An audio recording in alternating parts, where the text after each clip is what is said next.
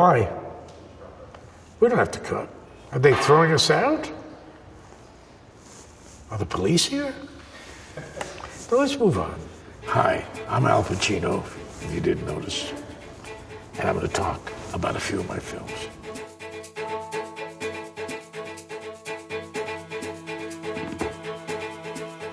Marty Bregman was my manager for a while when I was very young, and he was interested in producing films. Turned out he was a great producer, and I made 5 films, and that was the first of 5 movies.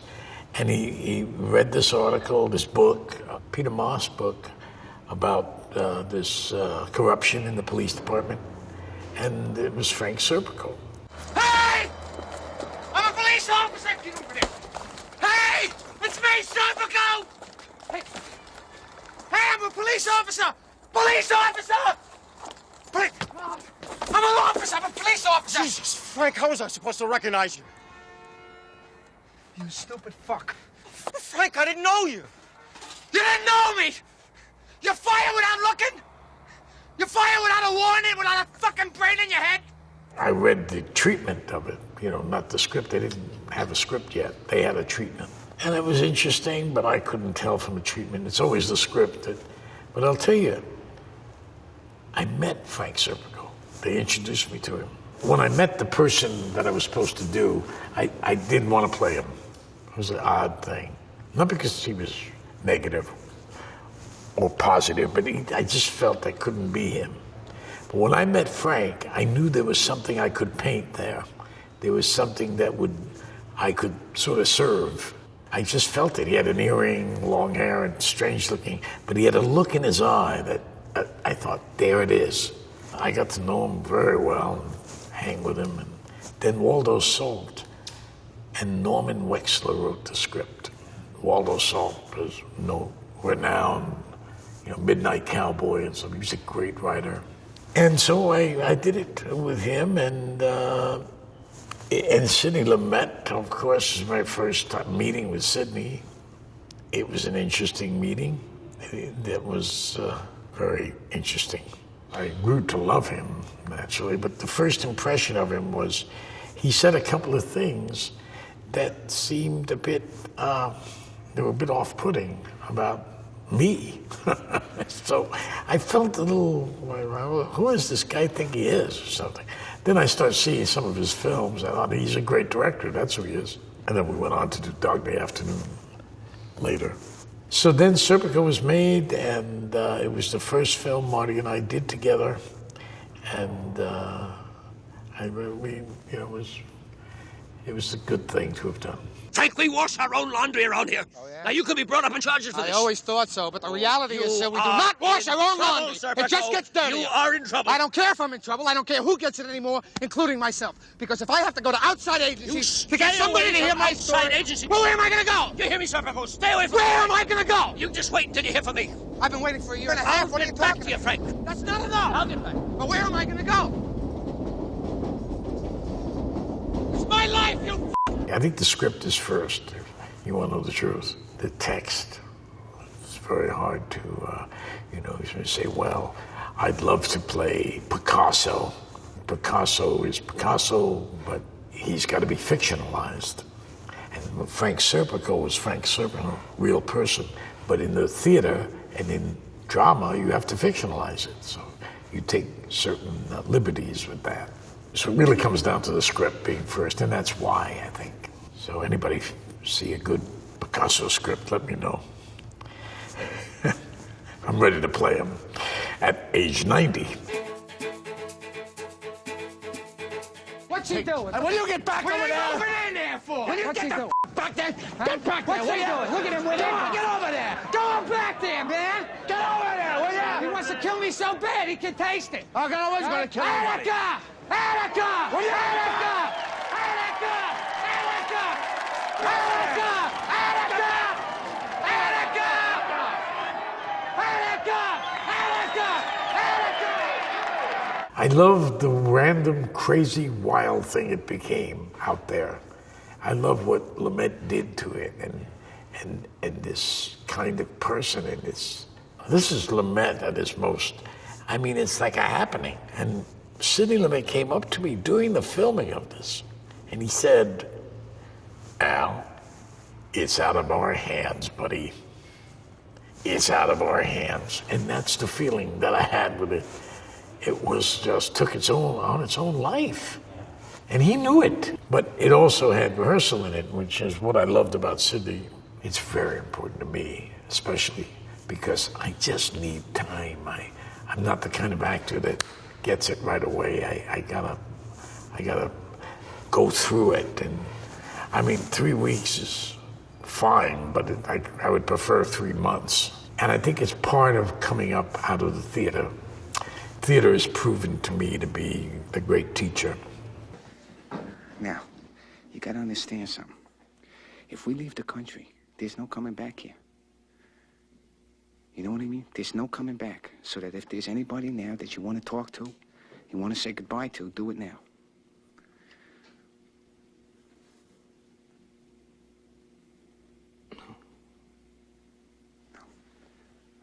Is there any special country you want to go to? Wyoming. Oh, God, John. I love John. I first met John at we were working for Standard Oil. We were messengers. I was a teenager, and he was a little older.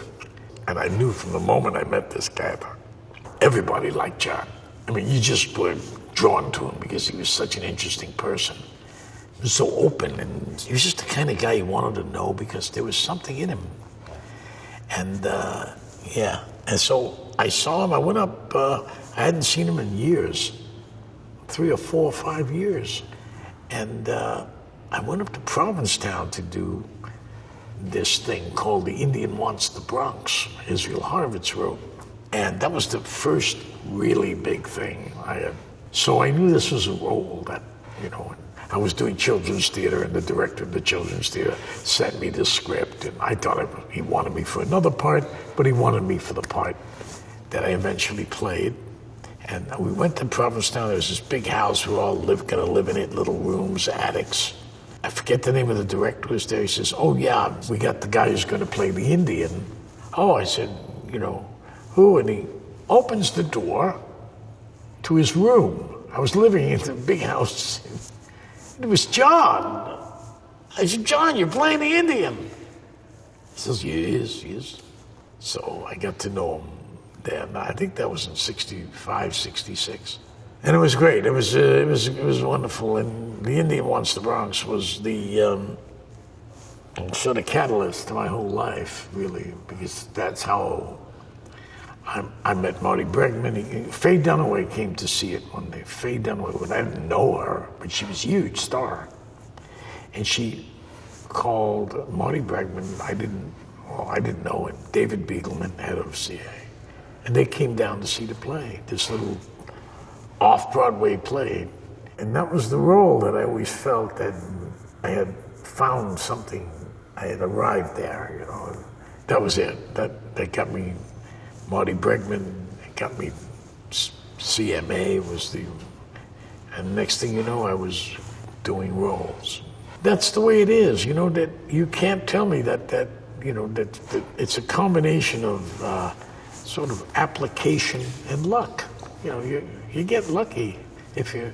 Sometimes you hang around long enough, you get lucky later in life. But I was lucky that. That's what I see. I was lucky I met my friend Charlie Lawton, my great mentor. It goes right back. I was saying about luck. You know, you start thinking that way as you get older. You start thinking about those pivotal moments in your life, those that literally save your life. Especially if you come from a background I came from. I was from the South Bronx, and my father and mother divorced, and I remember back then living with my grandmother and grandfather and my mother. But I realized only lately how much my grandfather meant to me. As a father substitute, as a person he was, such a great person.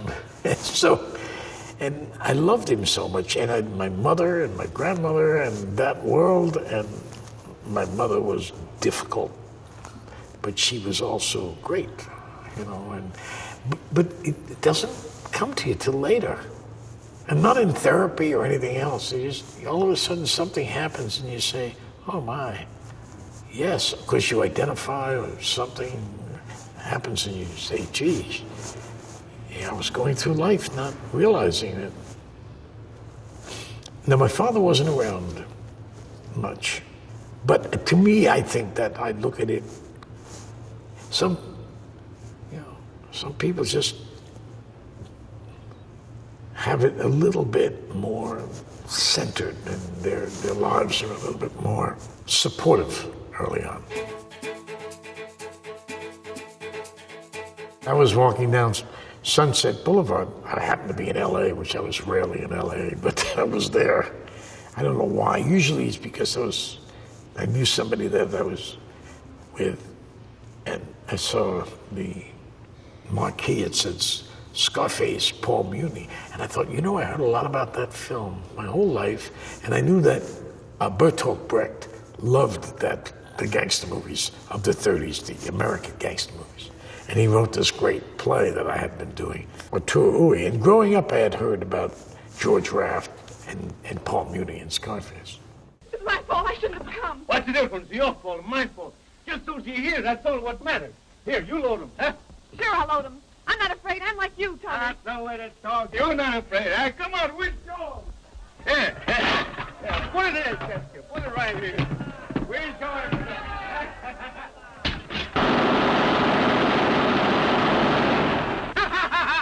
Hey, look at the monkeys there.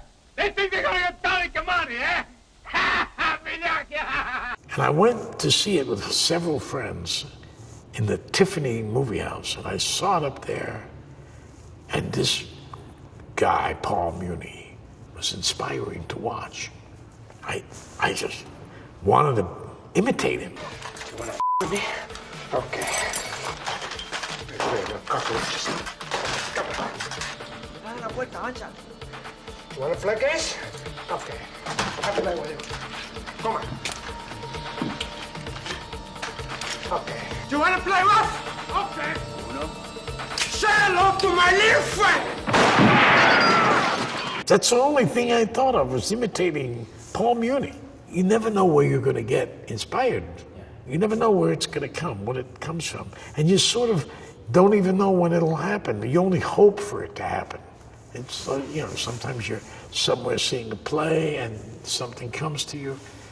And very much like, I guess, anybody who does this stuff, whether it's writing, directing, whatever, painting, something gets you there. But you have a technique, you have a craft, and you go through your life doing that, learning that as much as you can. But the problem is, you really, in a sense, need the craft when you get inspired. As soon as Lumet got involved and talked about making it Cuban and all that, and all of a sudden that came in and the characters started to come to me through a lot of things. I modeled them after a few things. One was Roberto Duran. I was inspired by Roberto Duran, the fighter. There was something about his fire and his thing that was caught me, but it was a combination of him, the actual Paul Muni, and my own sense of, my own need to express something in it. I really felt as though that was expressing the sense of the underbelly of our world, and in a certain way, in a more flamboyant way. Well, the most difficult part of Godfather was once Francis wanted me in the film. Nobody else did. Paramount didn't want me.